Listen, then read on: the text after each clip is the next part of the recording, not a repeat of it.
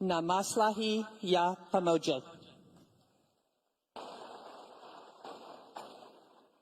Our partnership has enhanced security and improved the lives of Kenyans and Americans. Since I arrived in Kenya, my team and I have been focused on strengthening the U.S.-Kenya trade investment relationship in coordination with the Kenyan government. The presentation that you are about to hear is one that I have given many times over the past several months to encourage businesses to invest in Africa and Kenya. I want you to hear the pitch too, and hope that you use the data for your own pitches. And I welcome you to add your county to this story. And the story is, why Africa, why Kenya, and why your county? Whether that's Homa Bay or Kilifi or Nairobi or Mombasa. Let us seize this moment to increase bilateral trade and investment to all our citizens. Now, just after I arrived, it became clear to me we needed to update the narrative on Africa. For example, when I was a CEO, I'll be honest, I probably thought about Africa 1% of the time. Many businesses I managed were elsewhere. But if I were back in the boardroom today, Africa would be on my radar for two very simple reasons: supply chain diversification and net zero emissions. If the war in Ukraine and the COVID pandemic taught us anything from a business perspective, it taught us that single sourcing your supply chain from any one country is not smart. Single sourcing is a recipe for supply chain disruption and shortage. Today, every company is looking for new places to diversify their supply chain. Now, what the war in Ukraine and the pandemic did to spur supply chain diversification, climate change has done for energy use. Businesses are pushing for net zero emissions to meet their climate change mitigation goals. And Kenya, as you know, generates 93% of its electricity from renewable sources, and this percentage is only going to go up with geothermal, solar, and wind investments. And to further emphasize this point, ponder these words from a CEO of a major consumer tech company who I hope to bring to Kenya. He said, "Supply chain diversification is now an essential element of our business, and so is the need to be totally green. In that sense, Kenya seems to offer us a 1-2 punch for success." At the embassy, we've been doing a lot of trade and investment data analysis since my arrival. And what I have learned has been surprising and paints a far more dynamic business outlook for Africa than most Americans understand. And here are some data points that I found particularly interesting, and ones that I share often with American businesses. Why Africa is the first question American businesses have. By 2015, 1 in 4 humans, a quarter of the world's population, will live on the African continent, and 1/3 of the working age people will live on the African continent. It's the youngest population on the world. 60% of the population is under 25, and in my view, Africa is the last and largest emerging market and offers the last big supply chain and consumer prospects, much like the opportunities we saw in Southeast Asia 20 years ago. Now, that's how I'm talking about Africa to U.S. businesses. Let's zoom in on how I'm talking about why Kenya should be everyone's destination in Africa. Kenya is the most stable democracy in Africa. Kenya is the gateway to the East African market of almost 500 million consumers. Kenya is the regional logistics hub. Kenya is the leading regional financial hub. And Kenya, with its Silicon Savannah and super smart engineers, is the region's ICT hub. Kenya is a leading destination for foreign direct investment and venture capital, and Kenya has a young, educated, entrepreneurial, and English-speaking workforce. Kenya generates, as I said, over 93% of its energy from renewable sources, and Kenya's largest export market is the United States. Let me repeat, Kenya's largest export is the United States, and we feel Kenya is ready for liftoff as it diversifies. Let me unpack a couple of these areas. Democracy. I arrived in Kenya days before the August 22 general elections. What I witnessed was nothing short of remarkable. Kenya held what many analysts and commentators say was the freest, fairest, and most credible election in Kenyan history. The elections were observed by international and local election organizations, and the results were upheld by the Kenyan Supreme Court, and power was transferred orderly and peacefully at the time. Now, gateway to East Africa. As I said, Kenya is the gateway to East Africa. 80% of East African regional trade passes through Kenya's Mombasa port. In addition, Jomo Kenyatta International Airport in Nairobi is the busiest airport in East Africa, served by 40 passenger airlines and 25 cargo carriers, including FedEx and DHL. Kenya also has some excellent infrastructure, such as the Standard Gauge Railway, a series of new roads, and modern ports. From a financial and technology hub perspective, Kenya is already the regional financial hub for East Africa. Several international banks have been present in Nairobi for decades, and five major global financial institutions like the World Bank and the International Monetary Fund have established their regional headquarters in Nairobi.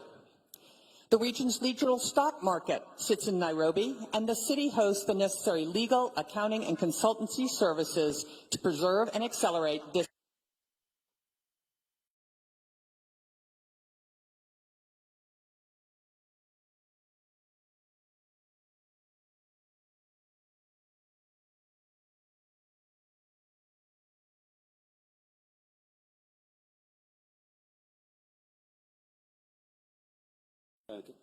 There we go. Okay, great. Thank you.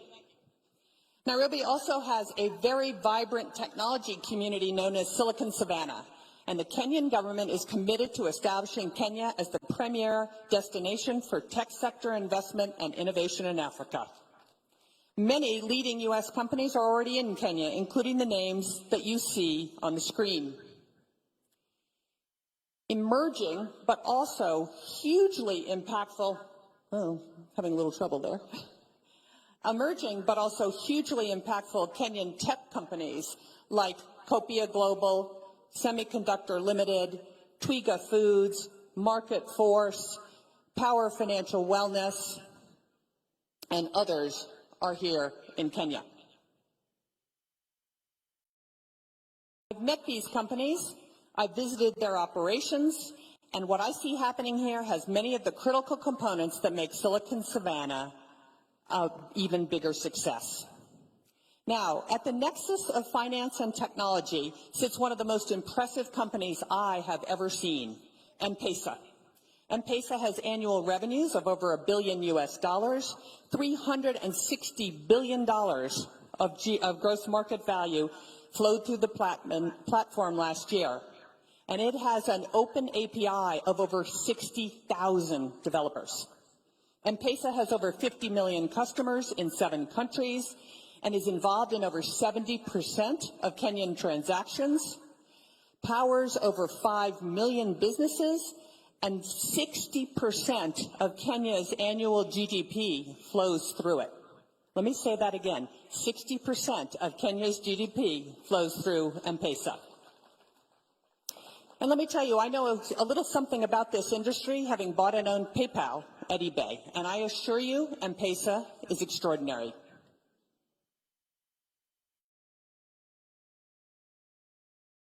M-Pesa alone demonstrates the brilliant business minds at work in Kenya, devising African solutions to global problems.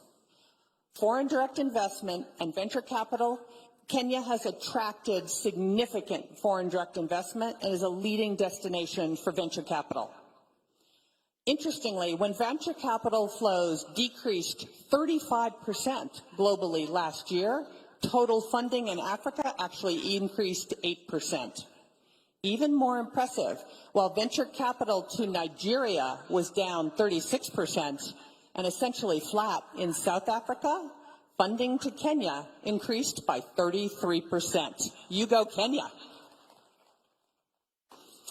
Adjusted for GDP, Kenya receives significantly more venture capital than anywhere else on the continent, generating roughly triple the venture capital to GDP ratios of Nigeria, Egypt, and South Africa.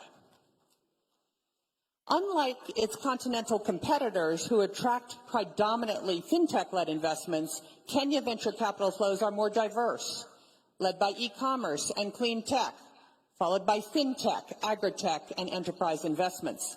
And what's even more unique for Kenya, in 2022, Kenyan women-founded startups raised $146 million in equity, more than any other country on the entire continent. As I said, more than 90% of Kenya's on-grid electricity is currently generated from renewable sources, primarily geothermal, wind, and solar. A great example is Kapeto in Kajiado County. It's the second largest wind farm in Kenya, proudly supported by the U.S. International Development Finance Corp. And Power Africa. And it is phenomenal that Kenya has committed to reaching 100% renewable energy by 2030 and is already close to achieving that goal. From a workforce perspective, Kenya is English-speaking, has high literacy rates, and strong primary, secondary, and tertiary education systems. And every firm that I have spoken to about the quality of Kenyan workforce says this: the Kenyan workforce is their best workforce in the world.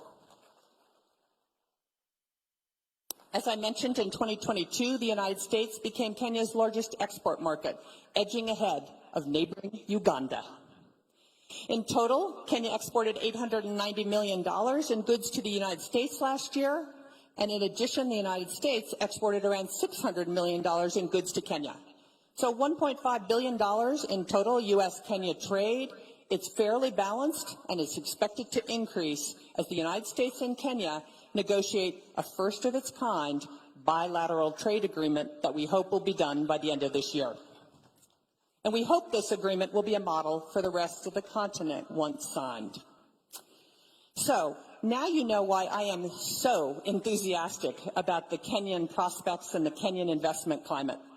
But when I talk to American investors, they have some questions, and there are room for improvement. The Ruto administration has made great strides and is committed to building a business-friendly environment.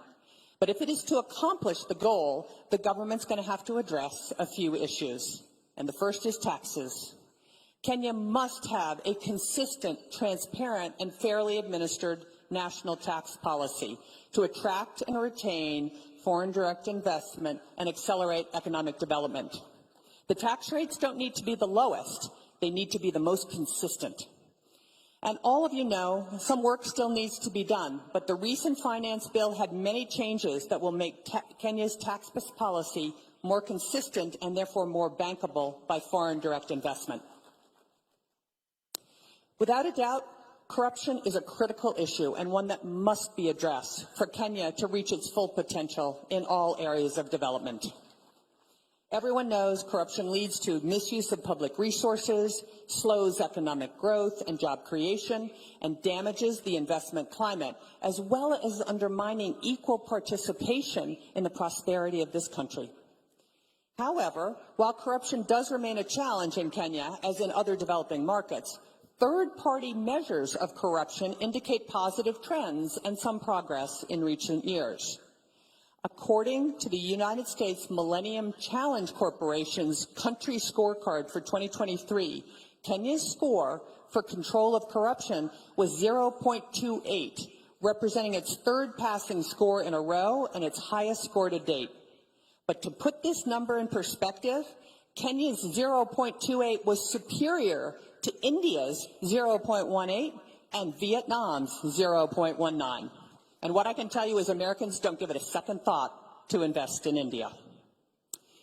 In addition, President Ruto has cracked down on corruption, calling out government agencies that engage in unscrupulous practices and firing government officials involved. Now, I also get a lot of questions about Kenya's debt. Kenya, like many developing countries, is burdened with high debt, limiting its ability to fund public services and infrastructure in line with its ambitions.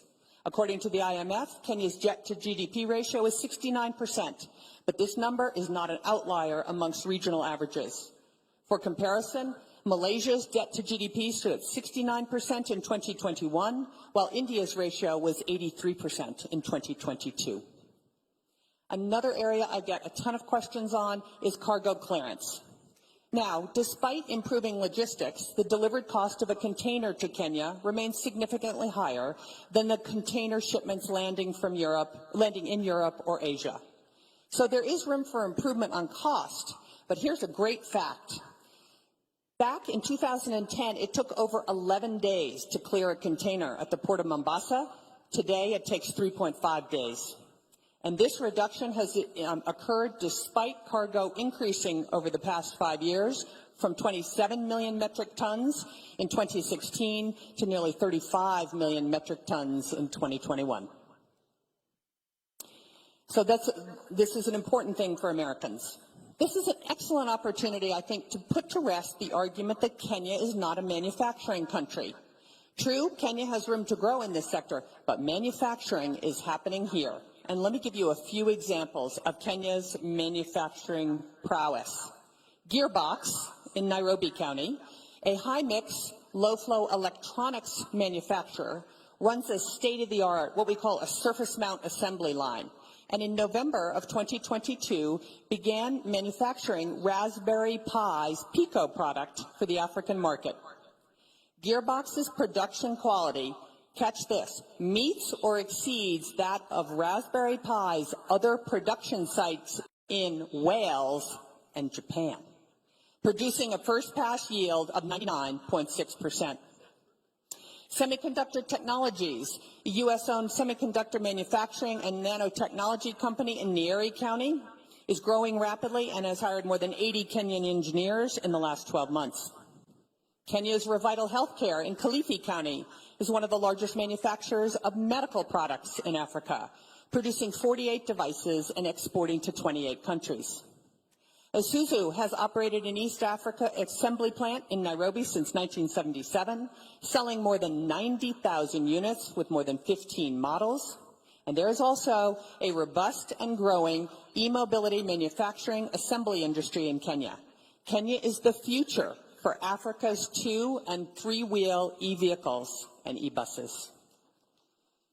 And lastly, when we talk about trade, we have to talk about apparel and apparel manufacturing. Last year, Kenya recorded its highest ever apparel exports to the United States, over $540 million, employing nearly 200,000 Kenyans, mostly young women. Leading U.S. apparel brands sourcing from Kenya include PVH, which includes Tommy Hilfiger and Calvin Klein, Contour, which includes Lee and Wrangler, and several more, including Walmart and Levi's. And what we hear from these brands, they want more Kenya apparel manufacturing, both because of the high quality of labor and Kenya's leadership in renewable energy. Brands are steadily moving production operations to Kenya from Sri Lanka, Bangladesh, Ethiopia, and China because of what you have to offer. And more of this is on the way. I think apparel manufacturing may be the biggest near-term employment opportunity in all of Kenya. So clearly, there is something happening here. It's abundantly clear to me, and every day I try to make abundantly clear to the international audience that Kenya is open for business. Over the past year, the Kenyan government has been implementing real measures to improve economic conditions and create a business-friendly investment climate throughout the country.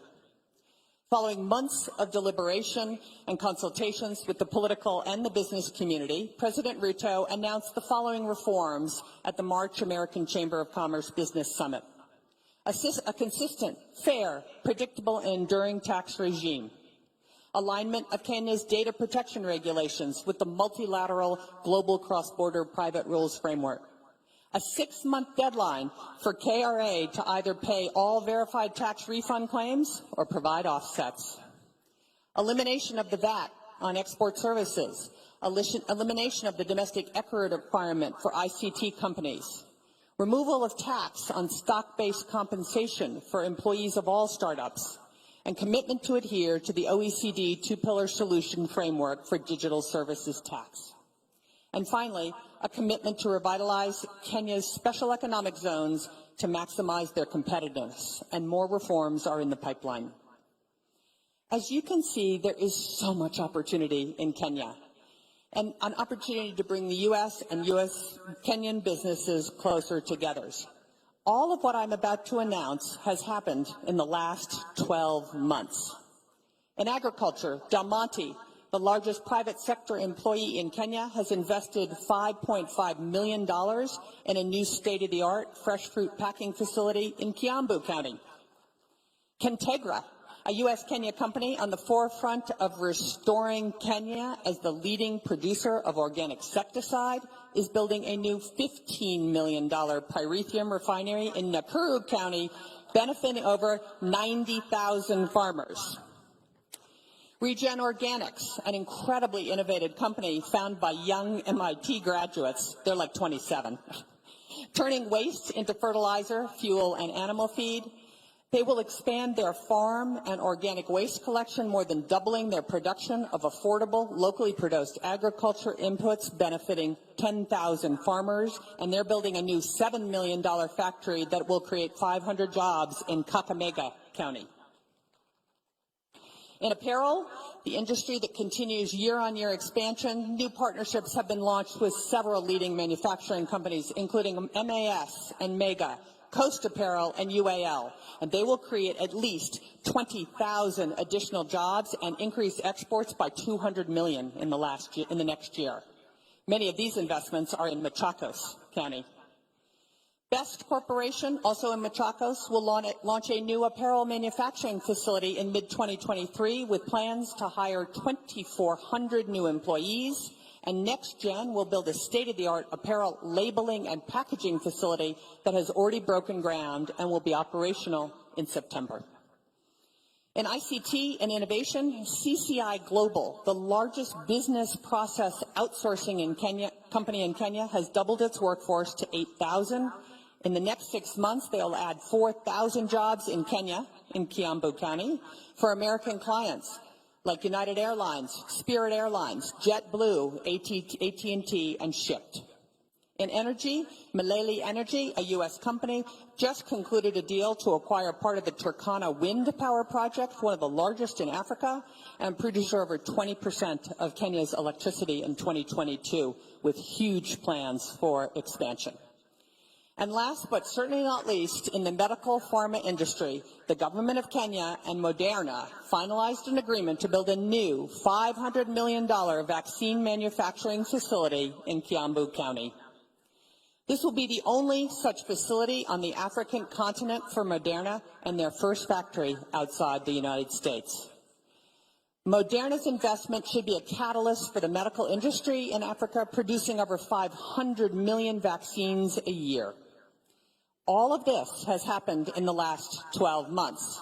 So all you need to do, Mr. President, is do that again in the next 12 months. And there are more exciting developments happening every day. American sports associations like the NBA, the NFL, Major League Baseball, Major League Soccer, and the entertainment icon, the Grammys, are all currently looking for a home in Kenya. And the television and movie industries are discovering Kenya too. Everyone thinks Nigeria has the market on this, but just look at the fact that Kenya now has a Real Housewives of Nairobi.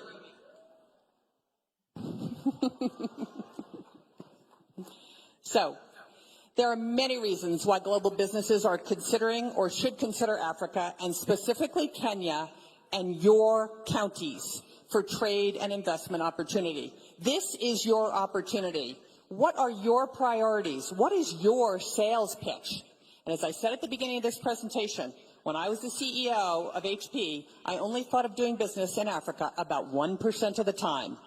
American companies are used to doing business with Europe and Asia. How will you convince them to make doing business in Kenya just as routine? I encourage you to take this presentation. There's no trademark on this presentation. Take this presentation and tell the story of why Africa, why Kenya, and why your county. Why Garissa? Why Mombasa? Why Isiolo? Why Nakuru? Why any county in the country? You should be able to answer the question, why Africa, why Kenya, and why your county? So to conclude, the United States and Kenya are open for business.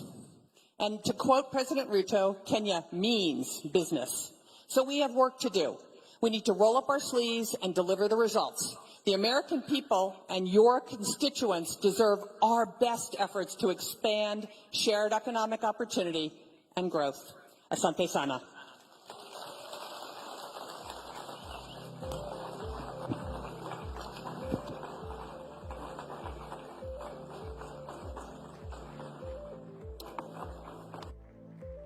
You will all agree.